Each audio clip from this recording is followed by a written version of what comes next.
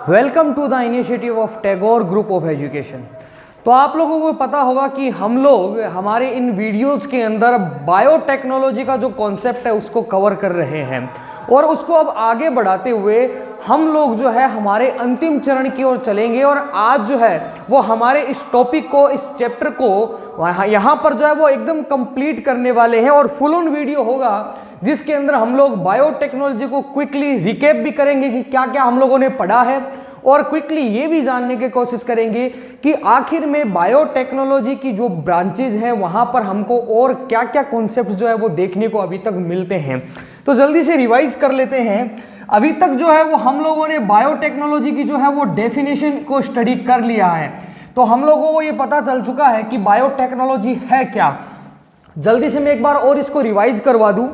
जैव प्रौद्योगिकी या बायोटेक्नोलॉजी विज्ञान की वह शाखा है जिसमें क्या किया जाता है बच्चों, बायोलॉजी के साथ साथ तकनीक को भी, ठीक है, जो टेक्नोलॉजी है उसको ऐड ऑन किया जाता है ताकि वर्तमान समय में इस तरह के उत्पाद तैयार किए जा सके जो हमारे लिए, जो मानव के लिए, एनवायरनमेंट के लिए, सबके लिए क्या हो, बहुत ही ज़्यादा इंपॉर्टेंट हो। लाइक एक एग्जांपल के थ्रू मैं आपको बताना चाहूँगा।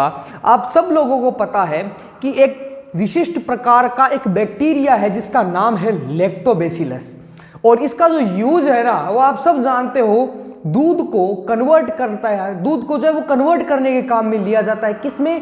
कर्ट में, यानी कि दही के अंदर। लैक्टोबैसिलस क्या करता है, दूध को किस में बदलेगा, दही के अंदर बदलेगा। अब इसी के थ्रू क्या होता है, डेयरी उद्योग के अंदर भी इनका जो बायोटेक्नोलॉजी का यूज है वो लगातार बढ़ता चला जा रहा है। और भी बहुत से जो इसके आप ये मान लो प्रोडक्ट्स जो होते हैं ना वो बायोटेक के थ्रू तैयार होते हैं। कौन कौन से प्रोडक्ट बनते हैं बायोटेक्नोलॉजी के द्वारा, जिसके अंदर हम लोगों ने कवर किया था। First of all very important is BT cotton, ठीक है, बीटी कॉटन जो है वो यूज में किया जाता है, वो बनाया जाता है। सेकेंडरी है आपका flavour saver tomato, flavour saver tomato, okay. Third में आपका आता है ट्रांसजेनिक मेज या मक्का, ठीक है। और यहां पर आपको अदर एक्टिविटीज, अदर एलिमेंट्स, ठीक है, एलिमेंट्री जो होती है वो यहां पर देखने को मिलती है, नोट डाउन यहाँ पर करने को मिलती है। मक्के के अंदर लाइसिन नामक एक विशिष्ट एंजाइम को ट्रांसफर करके उसको तैयार करेंगे। टमाटर के, आप सबको पता है जो टमाटर होता है वो लंबे समय तक सुरक्षित नहीं रहता, उसे और ज़्यादा सेफ बनाने के लिए, और ज़्यादा सुरक्षित बनाने के लिए क्या करेंगे हम लोग, हम क्या करेंगे, उसके ऊपर की जो झिल्ली होती है उसको इस तरह का स्ट्रॉन्ग बनाएंगे कि बैक्टीरिया उनके ऊपर अटैक न कर सके, जल्दी खराब न हो। उसके लिए उसके अंदर लाइसिन नाम के प्रोटीन को या फिर एंजाइम को इंसर्ट करवा देंगे आउटर पोर्शन के द्वारा, ताकि जो टमाटर हैं वो जल्दी क्या न हो, खराब न हो। इस तरह से और भी ज़्यादा जो चीज़ें होती हैं वो तैयार की जाती है। एक आता है आपका बीटी कॉटन, जिसके अंदर एक बैक्टीरिया होता है, वो सबको पता था, मैंने आपको बताया था वीडियो में, बेसिलस थुरिंजियंसिस।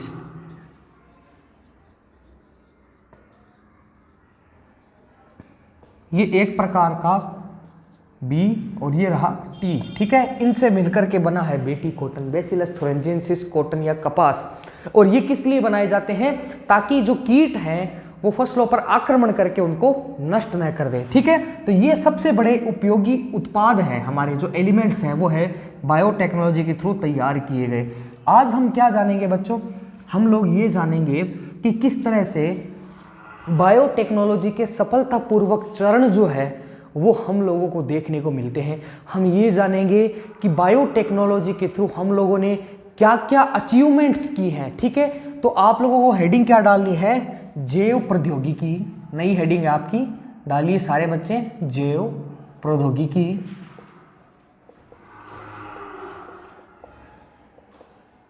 के मुख्य मुद्दे।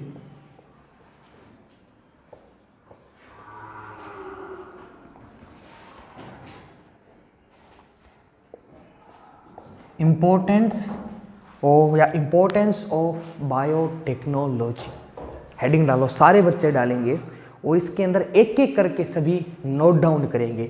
सबसे पहला मुख्य मुद्दा क्या होता है इसके द्वारा, ठीक है, नोट डाउन करो। नंबर 1 लगा करके लिखेंगे सारे। इसके द्वारा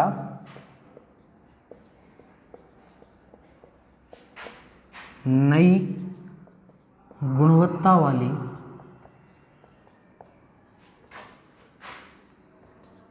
फसलों को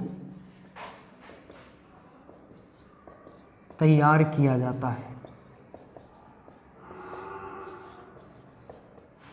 तैयार किया जाता है। ओके, फर्स्ट ऑफ ऑल नई फसलों को क्या किया जाएगा बच्चों? रेडी किया जाएगा, तैयार किया जाएगा। अब यहाँ पर मैंने लिखा है नई फसलों का क्या मतलब है? ऐसा थोड़ी है कि अभी तक हम गेहूँ खा रहे थे, अब गेहूँ को बंद कर दिया और उसकी जगह कोई और बना लेंगे, ना, ऐसा नहीं है। होता क्या है, हम उन्नत बीज तैयार करेंगे। क्या तैयार करेंगे? उन्नत बीजों को, और भी ज़्यादा कैपेसिटी वाली, हायर प्रोडक्टिविटी वाली, जिसको हम लोग कहते हैं ना, एक एग्जांपल के थ्रू समझना। आप सबको पता है जो हमारी ये जो स्टेट गवर्नमेंट है, राजस्थान सरकार जो है, वो राशन की दुकानों पे ऊपर 2 रुपये किलो वाले, 1 रुपये किलो वाले और फ्री के अंदर क्या करती है? गेहूं बंटवाती है। सबको पता होगा, शायद पता है ना सभी को। तो क्या करती है? वो गेहूं बंटवाती है, और वो जो गेहूं होता है वो सरकार के द्वारा राशन की दुकानों पर भिजवाया जाता है और आपको फ्री दिया जाता है, और कभी कभी तो 2 रुपये किलो दिया जाता है। मगर क्या उस गेहूं की जो क्वालिटी है वो मार्केट के अंदर 2-2 हज़ार रुपये में मिलने वाले गेहूं के क्या बराबर है? क्या वो हो ही नहीं सकती, संभव नहीं है। गवर्नमेंट हमें कौन सा गेहूं भिजवाती है? ऐसा गेहूं भिजवाती है जो बाज़ारों के अंदर बेचने के लायक नहीं हो। किस तरह का गेहूं? ये कड़वी सच्चाई है मगर है, इसे हमें स्वीकार करना होगा। वो किस तरह का गेहूं होता है? वो ऐसा गेहूं होता है जिसके अंदर हाई क्वालिटी के प्रोडक्ट को हटा कर के जो लास्ट के अंदर थोड़ा बहुत अनाज बचता है खाने लायक, वो अनाज कहाँ आता है? खाद्य सुरक्षा बिल में। और उस बिल के थ्रू राजस्थान के अंदर जो राज्य सरकारें हैं वो राशन डीलरों के थ्रू क्या करवाती है? गेहूं का वितरण करवाती है। कैसे? या तो फ्री में होगा या फिर क्या होगा? बहुत ही ज़्यादा कम कीमत में। मैं ये नहीं कह रहा, मैं किसी को डायरेक्ट टारगेट नहीं कर रहा कि हमारी गवर्नमेंट जो है हमें घटिया गेहूँ दे रही है ना। एक बार हुआ था, मैंने ऐसे ही एक वीडियो के अंदर बोल दिया था, नीचे कमेंट्स आने शुरू हो गए थे, टारगेटिंग, इन्फ्लुएंसिंग। तो मेरा टारगेट ये नहीं है कि डायरेक्टली मैं किसी गवर्नमेंट को टारगेट करूं। मेरा कहने का मतलब है कि कुछ स्टेट्स के अंदर, ठीक है, सारों का मैं नहीं बोलता, होता है कई बार ऐसे होता है कि कुछ जो राशन के अंदर जो गेहूं की बोरियां आती है कुछ अच्छी भी निकल आए, और कुछ इतनी ऐसी लो क्वालिटी की होती है कि जिनको खाने लायक भी नहीं होती। तो क्या होता है कि राज्य सरकारें इस तरह के गेहूं को चुनती है जो क्या हो? कम गुणवत्ता वाले हो। अगर उच्च गुणवत्ता वाले, हाई क्वालिटी वाले प्रोडक्ट्स वो अगर फ्री में बांटने लग गए तो क्या, एक बात बताओ, 125 करोड़ की जनसंख्या तक उस माल को पहुंचा पाना संभव होगा क्या? कतई संभव नहीं होगा। वो बाजारों के अंदर ब्लैक मार्केटिंग होने लग जाएगी। तो यहाँ पर क्या होता है, सबसे पहले उच्च गुणवत्ता वाली फसलों को तैयार किया जाता है, जिसे हम लोग कहते हैं हायर क्वालिटी प्रोडक्ट्स। ठीक है, अब दूसरा मुद्दा क्या है हमारा, किस लिए हम लोग इस बायोटेक को यूज करते हैं?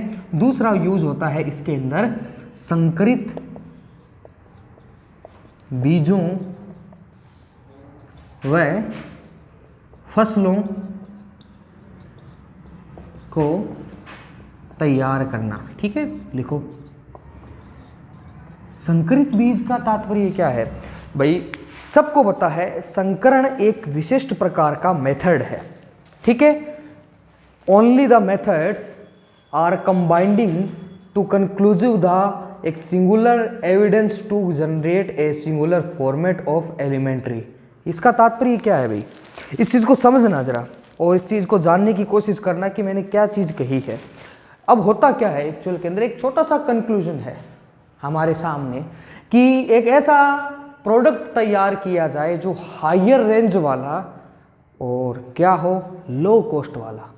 हायर, उसकी प्रोडक्टिविटी तो क्या हो, हाई हो, और उसकी रेंज क्या हो, कम हो। इसको ज़रा गौर से सुनिएगा। संकरण, या जिसे हम कहते हैं fertilization, what is the process of fertilization, कहते हैं ना singular organism are combining which to each other elements are compounding a singular products.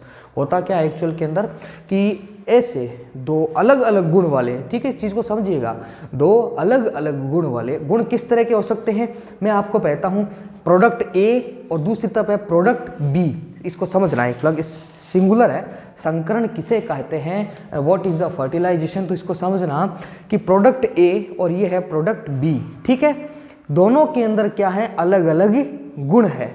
इसके अंदर क्या है ज्यादा पैदावार का गुण है, इसके अंदर क्या है कीटों से लड़ने का गुण है। किससे लड़ने का, कीट से लड़ने का। कीट कौन से, जो फसलों को नुकसान पहुंचाते हैं। अब सुनिएगा जरा, हमको क्या चाहिए, एक ऐसी फसल चाहिए जो कीटों से लड़ करके ज़्यादा से ज़्यादा उत्पादन दे। तो इसके लिए क्या करना होगा भाई, इसके लिए हमें दोनों के मध्य में संकरण करवाना होगा, फर्टिलाइजेशन करवाना होगा। उससे क्या होगा, इनसे एक नई पीढ़ी बनेगी, ठीक है। गौर से देखिएगा इसका किस तरह से हम देखते हैं, गौर से देखिएगा, ठीक है। पहली है आपकी पेरेंट्स 1 P1, इसका हमने क्रॉस करवाया किसके साथ, P2 के साथ। पेरेंट्स 1 का हमने क्रॉस करवाया, संकरण कराया किसके साथ, पेरेंट्स 2 के साथ। होगा क्या, इससे दोनों की मिली जुली संतति मिलेगी, जिसे कहेंगे F1PD। मेंडल के नियमों में पढ़ी है ना आप लोगों ने कि मटर के पादपों में संकरण करा करके F1PD को प्राप्त किया, और F1PD के जो बीज थे वो इस तरह के इस तरह के थे। वहाँ पर आप लोगों ने पढ़ा होगा कि F1PD जो थी वो मेंडल ने मटर के पादपों में प्राप्त की थी, ठीक है। यहाँ हमें क्या करना है, पेरेंट्स 1 का पेरेंट्स 2 के साथ क्रॉस करा करके एक F1PD प्राप्त करनी है। होगी कैसी ये पीढ़ी, ये पीढ़ी होगी संकरित पीढ़ी, यानी कि उच्च क्वालिटी वाली पीढ़ी। और इस पीढ़ी में कौन कौन सा गुण होगा, इसके अंदर उच्च पैदावार का भी गुण होगा और इसके अंदर कीटों से लड़ने का भी गुण होगा। और जानवरों के अगर हम लोग बात करें ना, तो उनके अंदर भी जो है वो संकरण करवाया जाता है और अलग अलग गुणों को जो है वो अलग अलग जीवों के अंदर ट्रांसफर किया जाता है। तो इस तरह से हम क्या प्राप्त करेंगे, इस बायोटेक्नोलॉजी जैव प्रौद्योगिकी के थ्रू संकरित बीजों और फसलों को जो है वो हम लोग ज़्यादा से ज़्यादा मात्रा में तैयार कर सकते हैं। थर्ड वन के ऊपर चलते हैं। तीसरा क्या है पॉइंट, बायोटेक्नोलॉजी के द्वारा हम लोग क्या करेंगे, ऐसी उत्पादक तकनीकें तैयार करते हैं, तकनीकें तैयार करेंगे जिसके द्वारा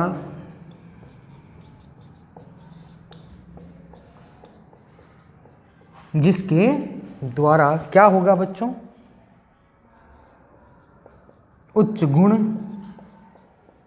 उत्पाद व उच्च गुणों वाली, उच्च उत्पादकता वाली व उच्च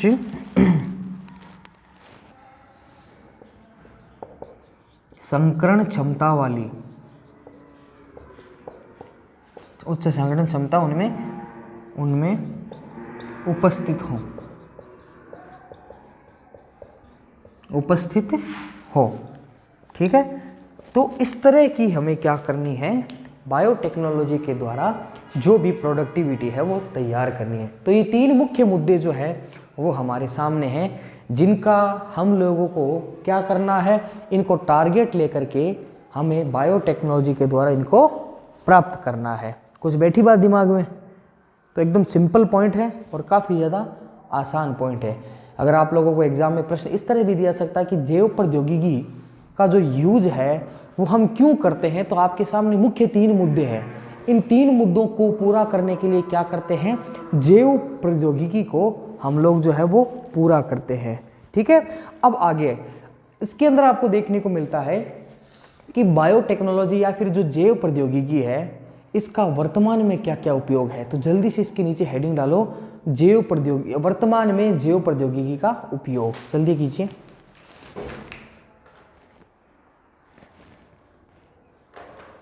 वर्तमान में जैव प्रौद्योगिकी का उपयोग।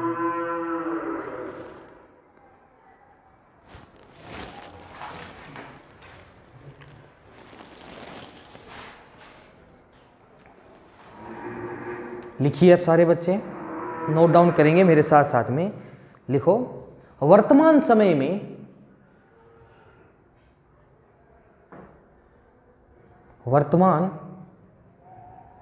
में जैव प्रौद्योगिकी मानव के लिए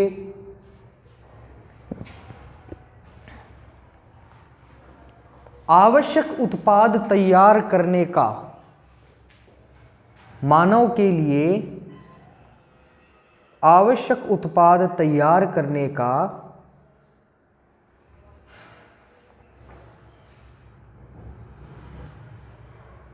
एक प्रमुख साधन है। एक प्रमुख साधन है।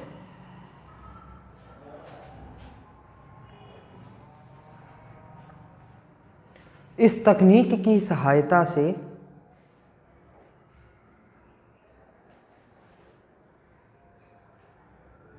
हम भिन्न भिन्न प्रकार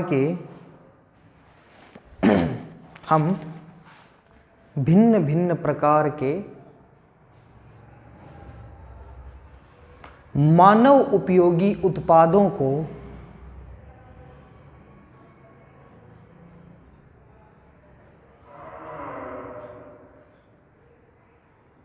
तैयार कर सकते हैं। मानव उपयोगी उत्पादों को तैयार कर सकते हैं।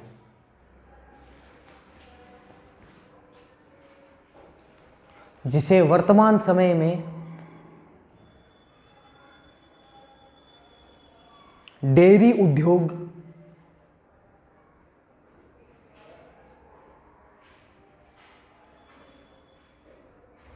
खाद्य उत्पाद उद्योग और पेय पदार्थों को तैयार करने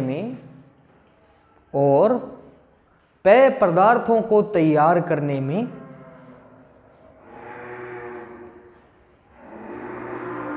काम में लिया जा रहा है।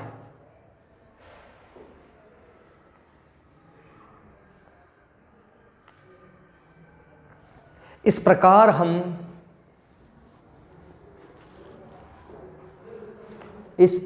हम जैव प्रौद्योगिकी का उपयोग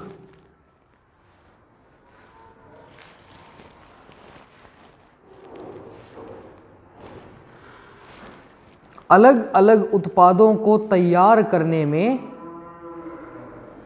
कर सकते हैं। इस प्रकार हम जैव प्रौद्योगिकी का उपयोग अलग अलग उत्पादों को तैयार करने में कर सकते हैं। तो इस तरह से आपका ये जो बायोटेक्नोलॉजी का जो कॉन्सेप्ट है ना बच्चों, और ये जो चैप्टर है आपका, वो यहाँ पर इसके मुख्य बिंदु जो है वो होते हैं समाप्त। अब हम लोग जो है हमारी आगामी जो वीडियोस आएंगी उसके अंदर आगे आने वाले नेक्स्ट चैप्टर के ऊपर चर्चा करेंगे। उसके बारे में जो है वो हम लोग जो है अपने नए नए कॉन्सेप्ट तैयार करेंगे, क्या कुछ चीज़ें जो है वो आपको देखने को मिलेंगी, उनके बारे में जानेंगे। मगर आप लोगों को उससे पहले एक छोटा सा काम करना होगा। ये जो हमारा है वीडियो का ये अंतिम पार्ट है। इस पार्ट के नीचे आप लोग ज़रूर कमेंट कीजिएगा और बताइएगा कि किस तरह से आप लोगों को ये जो वीडियोज़ हैं वो समझ में आई है। अगर नहीं आई, अगर आपकी कहीं कोई पोर्शन में कोई समस्या है तो आप नीचे कमेंट कीजिएगा। वहाँ से आप लोगों को जो है आपका जो आंसर है वो भी मिल जाएगा। रेगुलर वीडियोज़ को देखते रहिए, वीडियोज़ को जो है वो ज़्यादा से ज़्यादा शेयर भी कीजिए। तो कुछ बच्चे ऐसे हैं जिनके अंदर ऐसे मन के अंदर भ्रांतियाँ चल रही हैं कि जो है हमारे एग्ज़ाम होंगे या नहीं होंगे। तो मैं एक चीज़ क्लियर कर दूँ, आज का ही एक स्टेटमेंट है वर्ल्ड बैंक का, और वर्ल्ड बैंक ने कहा है कि किसी संक्रमण के कारण बच्चों की पढ़ाई को बाधित करना कहीं से भी उचित नहीं है। और इसका रिप्लाई करते हुए हमारी गवर्नमेंट इंडिया जो है वो लिखती है कि जल्द से जल्द संक्रमण को काबू करके आगामी स्थितियों को ध्यान में रखते हुए हो सकता है कि फरवरी के अंदर से आपका जो अध्ययन कार्य है वो पुनः प्रारंभ कर दिया जाए।